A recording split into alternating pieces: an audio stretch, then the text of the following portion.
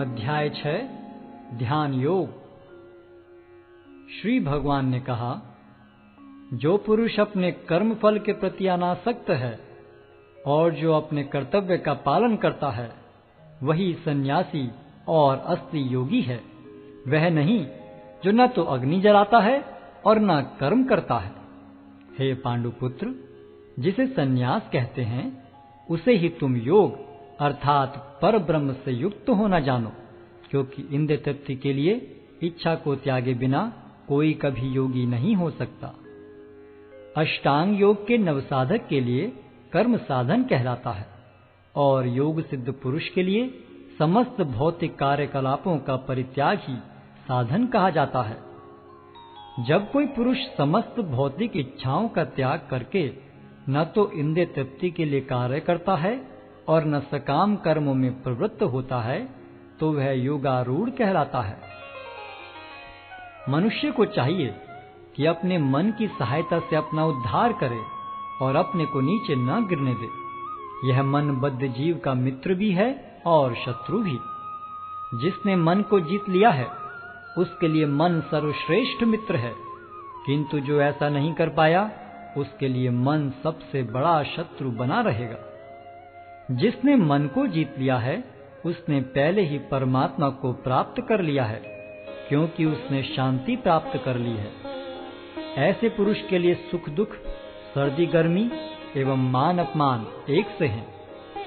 वह व्यक्ति आत्म साक्षात्कार को प्राप्त तथा योगी कहलाता है, जो अपने अर्जित ज्ञान तथा अनुभूति से पूर्णतया संतुष्ट रहता है। ऐसा व्यक्ति अध्यात्म को प्राप्त तथा जितेंद्रिय कहलाता है।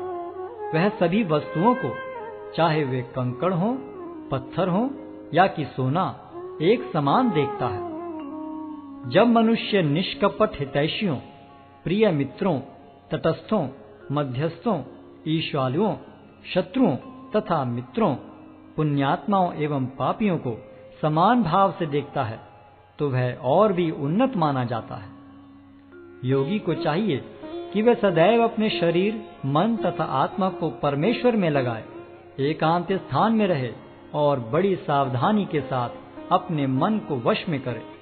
उसे समस्त आकांक्षाओं तथा संग्रह भाव की इच्छाओं से मुक्त होना चाहिए। योगाभ्यास के लिए योगी एकांत स्थान में जाकर भूमि पर कुशा बिछा दे और फिर उसे मृगछाला से ढके तथा ऊपर से मुलायम वस्त्र बिछा दे। आसन न तो बहुत ऊंचा हो न बहुत नीचा, यह पवित्र स्थान में स्थित हो। योगी को चाहिए कि इस पर दृढ़ता पूर्वक बैठ जाए और मन, इंद्रियों तथा कर्मों को वश में करते हुए तथा मन को एक बिंदु पर स्थित करके हृदय को शुद्ध करने के लिए योगाभ्यास करे। योगाभ्यास करने वाले को चाहिए कि वह अपने शरीर, गर्दन तथा सिर को सीधा रखे और नाक के अगले सिरे पर दृष्टि लगाए। इस प्रकार वह अविचलित तथा दमित मन से, भय रहित विषयी जीवन से पूर्णतया मुक्त होकर अपने हृदय में मेरा चिंतन करे और मुझे ही अपना चरम लक्ष्य बनाए। इस प्रकार शरीर, मन तथा कर्म में निरंतर संयम का अभ्यास करते हुए संयमित मन वाले योगी को इस भौतिक अस्तित्व की समाप्ति पर भगवत धाम की प्राप्ति होती है।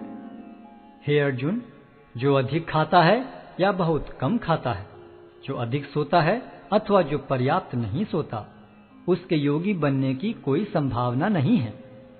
जो खाने, सोने, आमोद प्रमोद तथा काम करने की आदतों में नियमित रहता है, वह योगाभ्यास द्वारा समस्त भौतिक क्लेशों को नष्ट कर सकता है। जब योगी योगाभ्यास द्वारा अपने मानसिक कार्यकलापों को वश में कर लेता है और अध्यात्म में स्थित हो जाता है, अर्थात समस्त भौतिक इच्छाओं से रहित हो जाता है, तब वह योग में सुस्थिर कहा जाता है। जिस प्रकार वायु रहित स्थान में दीपक हिलता डुलता नहीं, उसी तरह जिस योगी का मन वश में होता है, वह आत्म तत्व के ध्यान में सदैव स्थिर रहता है। सिद्धि की अवस्था में, जिसे समाधि कहते हैं, मनुष्य का मन योगाभ्यास के द्वारा भौतिक मानसिक क्रियाओं से पूर्णतया संयमित हो जाता है। इस सिद्धि की विशेषता यह है कि मनुष्य शुद्ध मन से अपने को देख सकता है और अपने आप में आनंद उठा सकता है। उस आनंदमय स्थिति में वह दिव्य इंद्रियों द्वारा असीम दिव्य सुख में स्थित रहता है। इस प्रकार स्थापित मनुष्य कभी सत्य से विपत नहीं होता और इस सुख की प्राप्ति हो जाने पर वह इससे बड़ा कोई दूसरा लाभ नहीं मानता।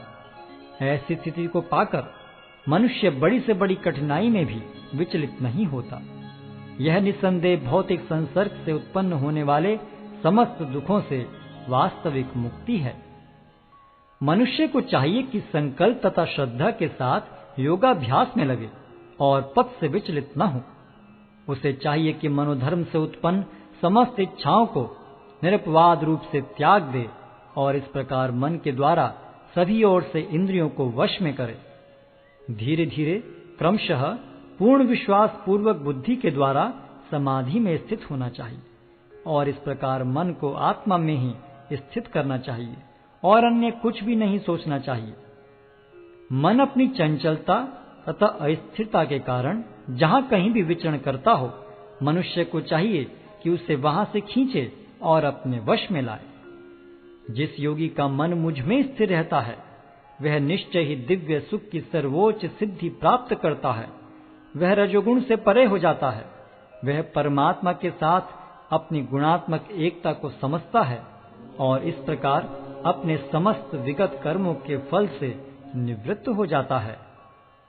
इस प्रकार योगाभ्यास में निरंतर लगा रहकर आत्म संयमी योगी समस्त भौतिक कलमश से मुक्त हो जाता है और भगवान की दिव्य प्रेम भक्ति में परम सुख प्राप्त करता है।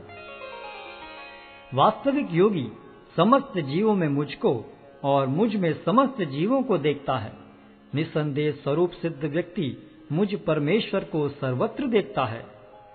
जो मुझे सर्वत्र देखता है और सब कुछ मुझ में देखता है, उसके लिए न तो मैं कभी अदृश्य होता हूं और न वह मेरे लिए दृश्य होता है। जो योगी मुझे तथा परमात्मा को अभिन्न जानते हुए परमात्मा की भक्ति पूर्वक सेवा करता है, वह हर प्रकार से मुझ में सदैव स्थित रहता है।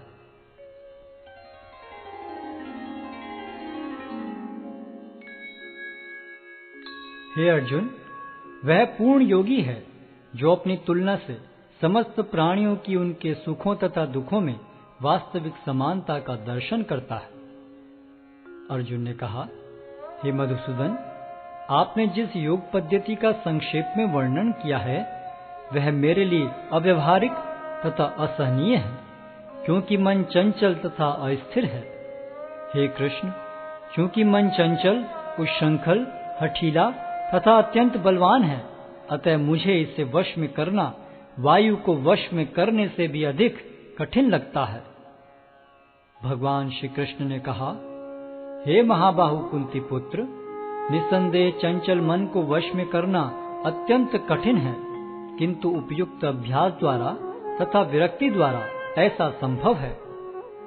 जिसका मन उच्छृंखल है उसके लिए आत्म साक्षात्कार कठिन कार्य होता है, किंतु जिसका मन संयमित है और जो समुचित उपाय करता है उसकी सफलता ध्रुव है, ऐसा मेरा मत है। अर्जुन ने कहा, हे कृष्ण, उस असफल योगी की गति क्या है जो प्रारंभ में श्रद्धा पूर्वक आत्म साक्षात्कार की विधि ग्रहण करता है, किंतु बाद में भौतिकता के कारण उससे विचलित हो जाता है और योग सिद्धि को प्राप्त नहीं कर पाता। हे महाबाहु कृष्ण, क्या ब्रह्म प्राप्ति के मार्ग से भ्रष्ट ऐसा व्यक्ति आध्यात्मिक तथा भौतिक दोनों ही सफलताओं से च्युत नहीं होता और छिन्न भिन्न बादल की भांति विनष्ट नहीं हो जाता, जिसके फलस्वरूप उसके लिए किसी लोक में कोई स्थान नहीं रहता? हे कृष्ण, यही मेरा संदेह है और मैं आपसे इसे पूर्णतया दूर करने की प्रार्थना कर रहा हूँ। आपके अतिरिक्त अन्य कोई ऐसा नहीं है जो इस संदेह को नष्ट कर सके। भगवान ने कहा, हे प्रथापुत्र, कल्याण कार्यों में निरत योगी का न तो इस लोक में और न परलोक में ही विनाश होता है। हे मित्र, भलाई करने वाला कभी बुराई से पराजित नहीं होता। असफल योगी पवित्र आत्माओं के लोकों में अनेकानेक वर्षों तक भोग करने के बाद या तो सदाचारी पुरुषों के परिवार में या कि धनवानों के कुल में जन्म लेता है। अथवा वह ऐसे योगियों के कुल में जन्म लेता है जो अति बुद्धिमान है। निश्चय ही इस संसार में ऐसा जन्म दुर्लभ है। हे कुरुनंदन, ऐसा जन्म पाकर वह अपने पूर्व जन्म की दैविक चेतना को पुनः प्राप्त करता है और पूर्ण सफलता प्राप्त करने के उद्देश्य से वह आगे उन्नति करने का प्रयास करता है। अपने पूर्व जन्म की दैवी चेतना से वह न चाहते हुए भी स्वतः योग के नियमों की ओर आकर्षित होता है। ऐसा जिज्ञासु योगी शास्त्रों के अनुष्ठानों से परे स्थित होता है, और जब योगी समस्त कलमश से शुद्ध होकर सच्ची निष्ठा से आगे प्रगति करने का प्रयास करता है, तो अंततो गत्वा अनेकानेक जन्मों के अभ्यास के पश्चात सिद्धि लाभ करके वह परम गंतव्य को प्राप्त करता है। योगी पुरुष तपस्वी से, ज्ञानी से तथा सकाम कर्मी से बढ़कर होता है। अतः हे अर्जुन, तुम सभी प्रकार से योगी बनो, और समस्त योगियों में से जो योगी अत्यंत श्रद्धा पूर्वक मेरे परायण हैं, अपने अंतःकरण में मेरे विषय में सोचता है और मेरी दिव्य प्रेम भक्ति करता है, वह योग में मुझसे परम अंतरंग रूप से युक्त रहता है और सबों में सर्वोच्च है। यही मेरा मत है।